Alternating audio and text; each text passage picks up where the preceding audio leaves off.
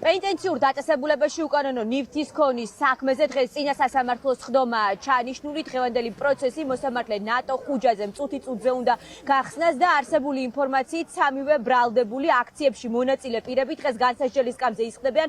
არ არის გამორიცხული, რომ მათ საკუთარი პოზიცია წარდგენილ ბრალდებასთან დაკავშირებით დააფიქსირონ. პირველებისთვის დღეს ცნობილი გახდა, რომ ერთ-ერთი ბრალდებული სერგეი კუხარჩუკი ახლა პროკურატურასთან მოლაპარაკებებს აწარმოებს საიმსოთ, რომ საპროცესო გარიგება შედგეს და კუხარჩუკმა სავარაუდოდ ეს გადაწყვეტილება მიიღო იქიდან გამომდინარე, რომ ის არის ერთადერთი ამ საქმეზე, რომელსაც 2 წელი ჰქონდა შეფარდებული და თუ კი ამ საქმეში მას დამნაშავედ გამოაცხადებდნენ, დამატებით 5 წლიანი პატიმრობა ემუქრებოდა. სავარაუდოდ სწორედ ეს გახდა იმის მიზეზი, რომ დაცვის მხარემ ამ ტიპის გადაწყვეტილება მიიღო. რაც შეეხება დანარჩენ 2 პირს, ეს არის ანტონ ჩეჩინი და სერგეი გრიბული, არც ერთი მათგანი ბრალად წარდგენილ ქმედებას არ აღიარებს, ამბობენ, რომ მათ არ იცოდნენ თუ ბანკო არ შეიძლებოდა, რომ პენიტენციურ დაწესებულებაში ჰქონოდათ.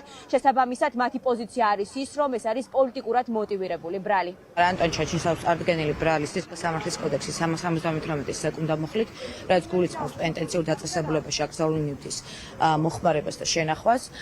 ჯგუფურად ჩადენილ დანაშაულს ედავებიან. ანტონი იყენებს დუმილის უფლებას და არ აღიარებს წარმოდგენილ ბრალს.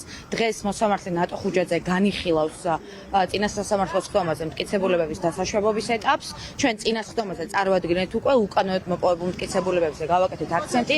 დღეს მოусმენთ პროკურორს რა პოზიციას წარადგენს და დღეს გადაწყდება პოლიტპატიმარი ანტონ ჩეჩინის ეს საქმე გადავა თუ არა არსებით განხილვაზე. აპირებს ანტონი დასწრებას.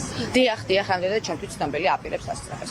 პენიტენციურ დაწესებულებაში უკანონო ნივთის ქონის საქმეზე დაკავებულებს 5 წლიანი პატიმრობა ემუქრება. დღეს გაირკვევა გადაეცემა თუ არა საქმე არსებითად განსახილველად სასამართლოს.